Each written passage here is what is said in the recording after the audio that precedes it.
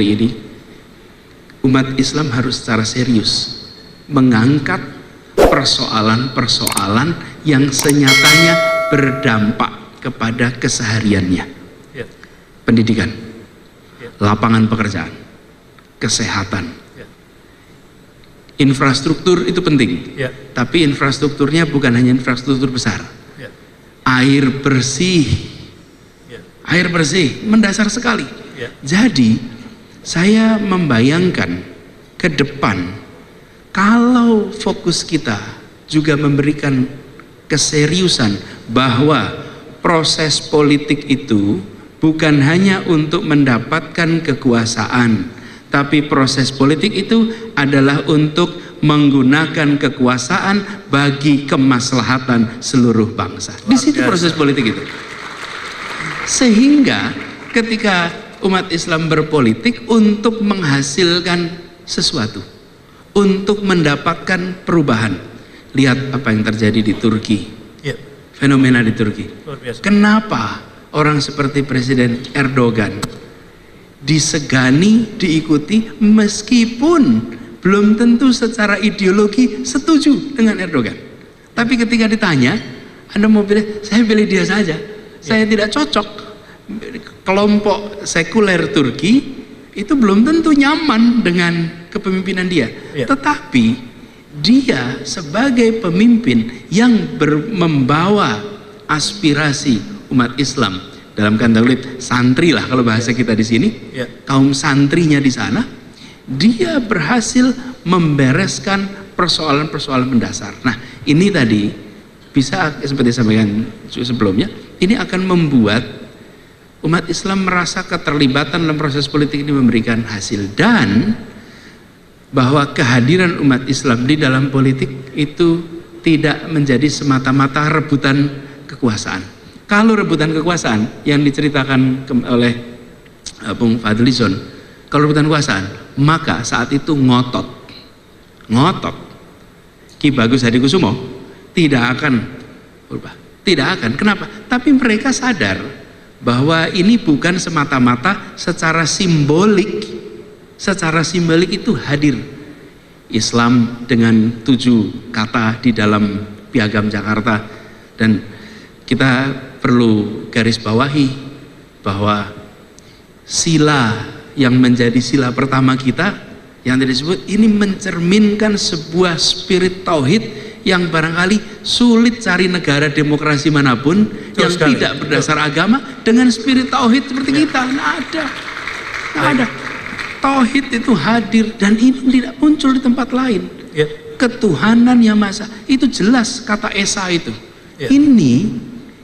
Ini menggambarkan bahwa mereka menginginkan sebuah negara yang menghadirkan, nih yang katakan mereka, memajukan kesejahteraan umum, mencerdaskan kehidupan bangsa, melindungi segenap tumpah darah, terlibat dalam perdamaian dunia. Itu 4 itu yang mau dihadirkan. Jadi apapun identitasnya, mereka bilang oke dah, yang identitas kita pinggirkan dulu, tapi 4 inilah kita menghadirkan. Nah sekarang menurut saya ini PR kita, bahwa perjuangan politik bukan untuk menempatkan semata-mata sehingga merasa alhamdulillah ada yang sama. Seperti disampaikan, orang milih itu 2, karena sesuatu yang dia merasa sama dan sesuatu yang dia harapkan. Sama itu bisa jenis kelamin, bisa agama, bisa suku, bisa kebiasaan, macam-macam kesamaan. Nah tetapi kita sudah harus melampaui itu. Dan saya melihat bangsa Indonesia hari ini sudah makin siap, dan umat Islam sudah menunjukkan kematangannya berdemokrasi. Tadi Ustadz Jazir menyebut bahwa kita mengalami krisis kepemimpinan.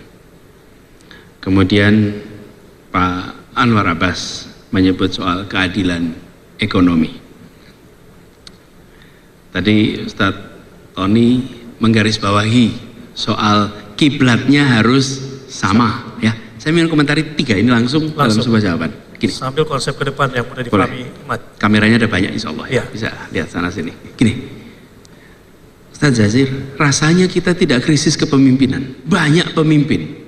Karena pemimpin itu siapa sih? Imam itu disebut imam hanya dan jika hanya ada makmum. Oke. Kalau dia berdiri sholat sendirian, tidak disebut imam. Begitu ada satu orang ikut, maka dia langsung disebut imam. Pemimpin itu syaratnya diikuti secara sukarela. Yang kita krisis itu adalah pemegang otoritas. Banyak pemimpin tapi tidak punya otoritas untuk tanda tangan. Tidak punya. Pemimpinnya banyak. Kenapa? Diikuti sukarela. Anda disebut pemimpin jika kata-kata Anda, perbuatan Anda diikuti secara sukarela, maka Anda adalah pemimpin. Tapi pemegang otoritas, dialah yang punya hak untuk tanda tangan. Untuk tanda tangan apa? Alokasi sumber daya. Nah, ini yang nomor kedua nih. Alokasi sumber daya. Alokasi sumber daya. Jadi ketika tadi kita berbicara yang besar biar besar, yang kecil dibesarkan, maka kita membutuhkan pemegang otoritas yang sumber dayanya dipakai untuk membela yang kecil, mengangkat yang di bawah, memberikan kesempatan kepada yang di bawah. Lah untuk apa Anda diberikan kesempatan tanda tangan jika tanda tangan yang Anda miliki itu tidak dipakai untuk janji konstitusi kita, melindungi, memajukan kesejahteraan umum, mencerdaskan. Jadi yang disebut sebagai pemimpin, pemegang otoritas itu adalah arahnya, kiblatnya konstitusi. Seorang pemimpin di republik ini, pemegang otoritas, dia harus hafal konstitusi. Ini kiblat kita yang disepakati tanggal 22 Juni 1945. Itu kiblatnya yang kemudian diresmikan tanggal 18 Agustus sesudah melewati revisi. Ini pegangannya, kiblatnya di situ.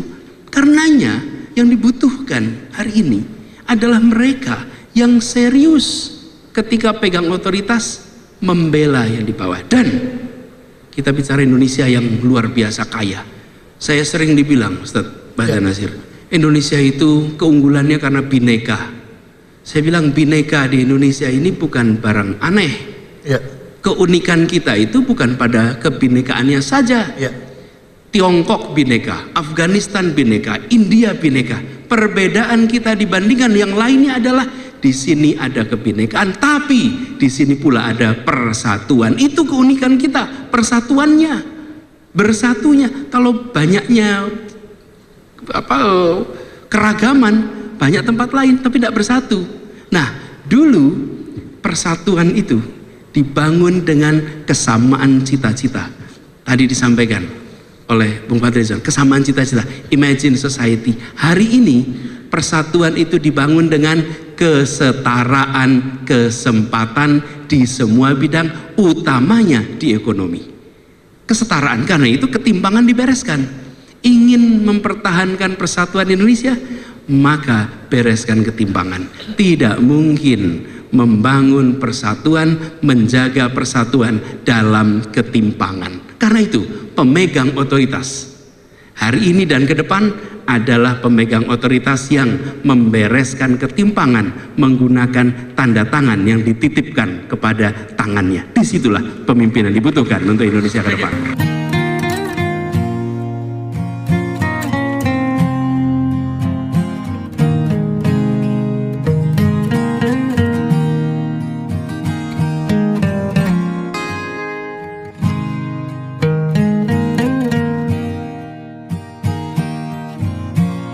Thank you.